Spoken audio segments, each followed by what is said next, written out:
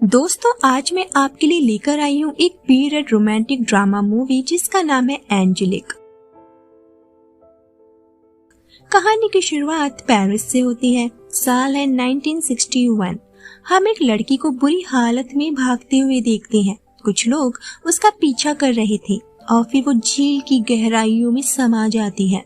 इसी के साथ कहानी 6 साल पीछे जाती है और हम उसी लड़की को तैयार होते हुए देखते हैं। इस लड़की का नाम है एंजेलिक और एंजेलिक की शादी उसके गरीब पिता द्वारा एक अमीर आदमी से तय कर दी जाती है जिसका नाम है जॉफ्री। जॉफ्री के लिए माना जाता है कि वो मिट्टी को सोने में बदल सकता है और वो दिल का काफी अच्छा इंसान है। वो अपनी बातों से किसी को भी मोहित कर सकता था और वो काफी अमीर भी है।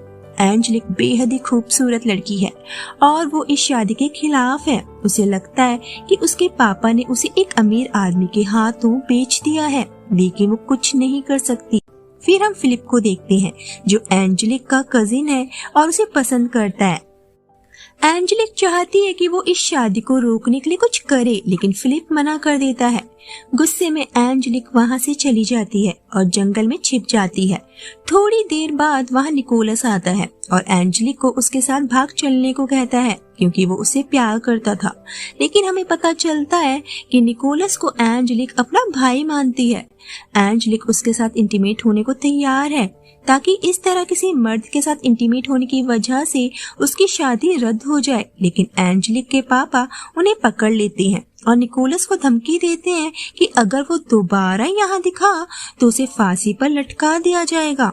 उसके बाद एंजेलिक को हम कन्फेशन करते हुए सुनते हैं जहाँ वो फादर से कहती है कि उसकी शादी उस इंसान से हो रही है जिससे वो प्यार नहीं करती और वो कभी भी एक अच्छी पत्नी नहीं बन पाएगी। जिस पर फादर उसे समझाते हैं कि अगर उसने शादी नहीं की तो उसकी फैमिली बर्बाद हो जाएगी। दरअसल ये शादी बस एक बिजनेस डील थी। जॉफ्री एक अमीर आदमी है और एंजेलिक के पापा के राज्य की हालत ठीक नहीं थी।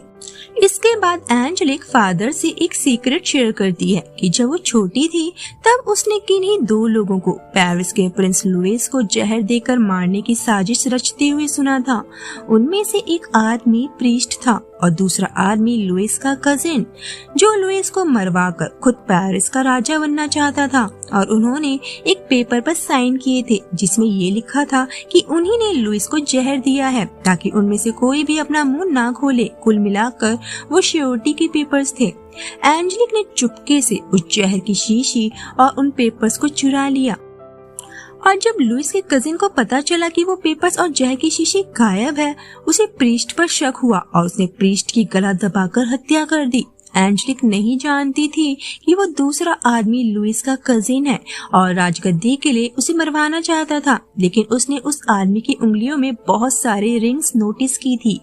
एंजेलिक जॉफ्री के पास पहुंच जाती है। जॉफ्री उसे रिसीव करने आता है और कहता है कि वो उसकी कल्पना से कहीं ज्यादा खूबसूरत है और वो उतना ही बदसूरत। असल में बचपन में हुई एक ट्रेजेडी की वजह से जॉफ्री का फेस और एक टांग खराब हो गई थी। जॉफ्री उसे बताता है कि उनकी शादी काफी सिंपल तरीके से होगी, लेकिन बाद में वो अपनी शादी का जश्न धूमधाम से मनाएगा। वो उसे शादी की ड्रेस पहनकर नीचे आने को कहता है, लेकिन एंजेलिक शादी की ड्रेस ना पहनकर पैंट्स में नीचे आ जाती है। लेकिन जॉफ्री उसे कुछ भी नहीं कहता। इससे हमें ये पता चलता है कि वो कितना शांत स्वभाव का इंसान है और जबरदस्ती अपनी बात मनवाना उसकी फितरत नहीं है। डिनर के दौरान जॉफ्री और बिशॉप के बीच थोड़ी कहासुनी हो जाती है। बिशॉप असल में जॉफ्री को पसंद नहीं करता था। उसके अपने अलग रीजन है। जॉफ्री कट्टर कैथोलिक है और बिशॉप को अपने कटे चेहरे और लंगड़े होने की कहानी सुनाता है। वो कहता है कि उसके पैदा होने के कुछ दिनों बाद कैथोलिक और नॉन कैथोलिक लोगों के बीच लड़ाई छिड़ गई और एक आदमी की तलवार से उसके फेस पर कई कट्स लग गए। उसे खिड़की से बाहर फेंक दिया गया। उसकी जान तो बच गई, लेकिन उसकी एक टांग की हड्डी टूट गई जिस वजह से वो लंगड़ा कर चलता है। जॉफ्री कहता है कि उसे अपने धर्म पर विश्वास है, लेकिन जो लोग धर्म की आड़ लेकर लोगों के बीच नफरत फैलाते हैं उनसे वो नफरत करता है। ये सब सुनकर बिशप गुस्से में वहाँ से चला जाता है।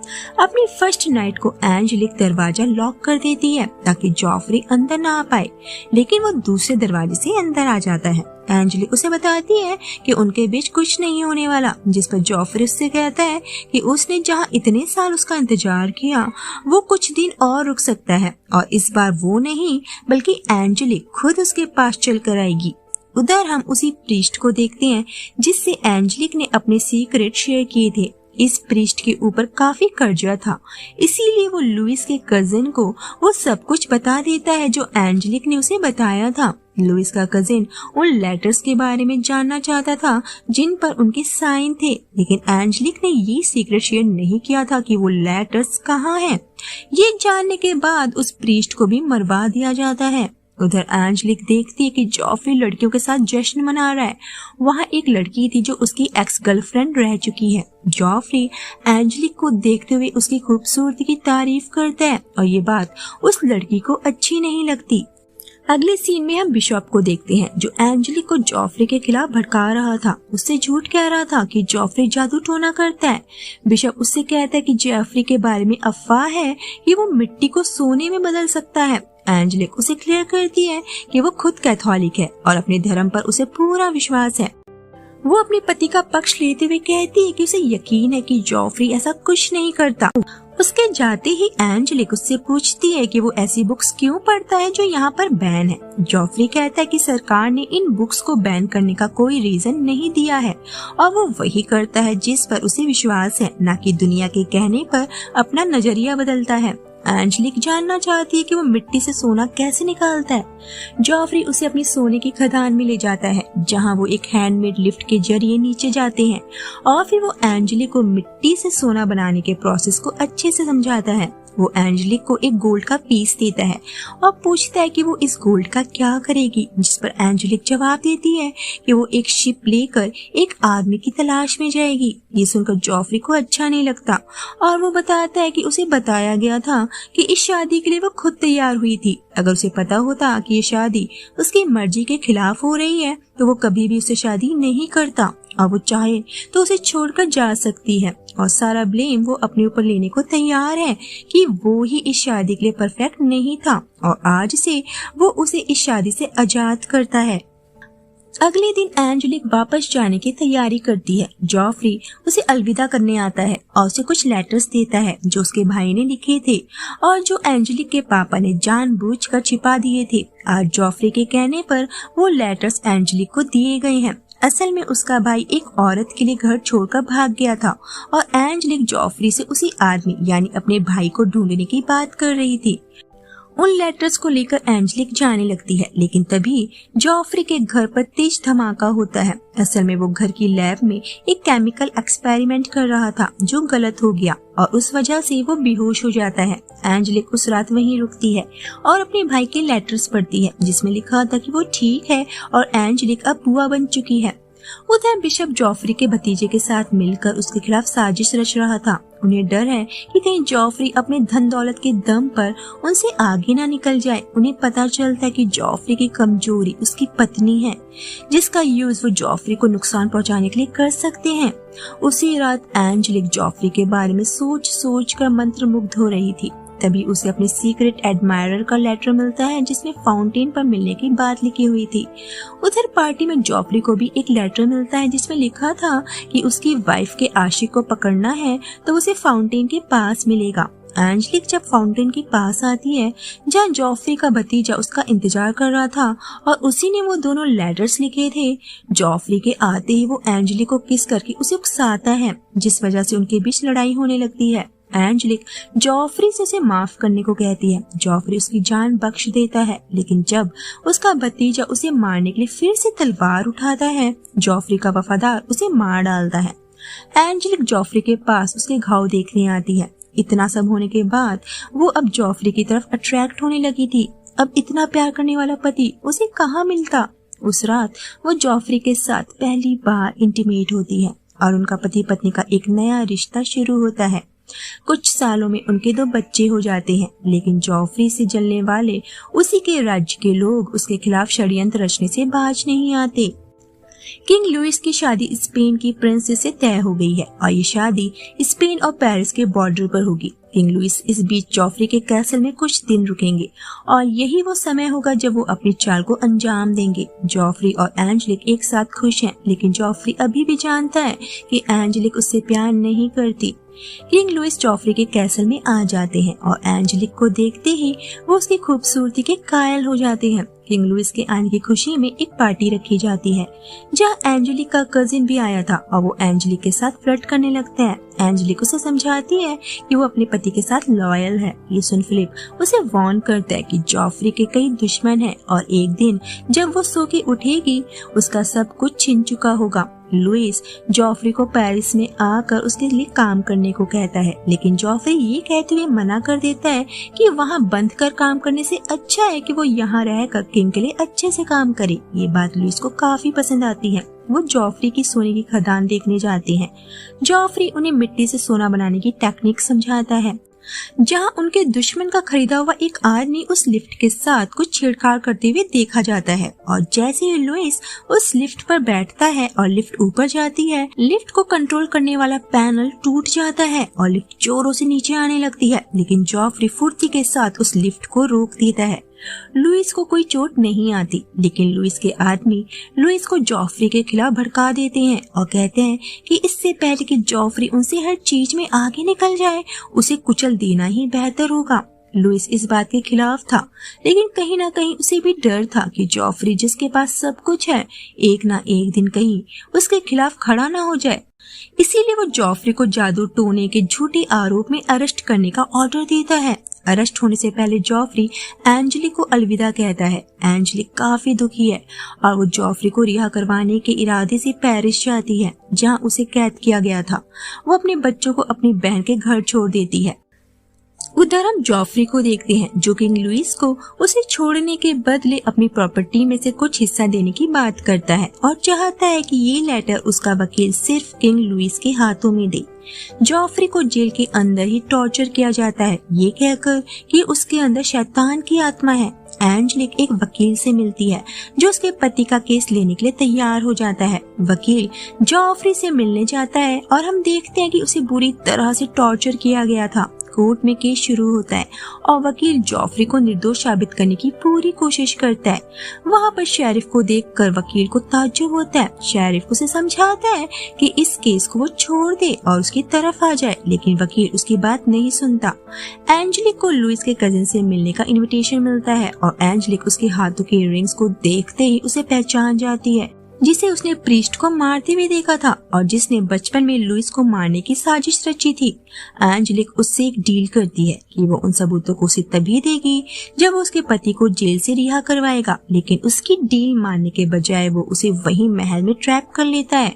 एंजेलिक का कजिन फिलिप उसे वहां से निकालने में मदद करता है, लेकिन कुछ अंडरवर्ल्ड के लोग उन्हें घेर लेते हैं और फिर एक मास्क वाला आदमी आकर उन्हें बचाता है। एंजेलिक खुद को बचाने के लिए अपने लुक को चेंज कर लेती है, एक भिखारी की तरह दिखने लगती है। जॉफ्री से मिलने के लिए वो एक वेश्या के रूप में जेल जाती है। जॉफ्री उसे पेरिस छोड़कर जाने को कहता है क्योंकि उसकी जान को खतरा था, लेकिन एंजेलिक उसे छोड़कर कहीं भी जाने से मना करती है और उसे पहली बार आई लव यू कहती है। उधर वही लड़की जॉफ्री के खिलाफ गवाही देती है जो किसी समय उसकी प्रेमिका हुआ करती थी, जिसका रीजन ये था कि जॉफ्री ने उसे ठुकरा कर किसी और से शादी कर ली थी। एंजेलिक अंडरवर्ल्ड के एक आदमी के साथ उस बिल्डिंग में जाती है जहां उसने वो लेटर्स छिपाए थे, लेकिन उन्हें वो लेटर्स कहीं नहीं मिलते, बल्कि उल्टा उन्हें वहां ट्रैप कर लिया जाता है। फिलिप आकर उन्हें रेस्क्यू करता है और हमें पता चलता है कि वो लेटर्स उसी के पास हैं जिस दिन एंजेलिक ने वो लेटर्स बिल्डिंग में छिपाए थे।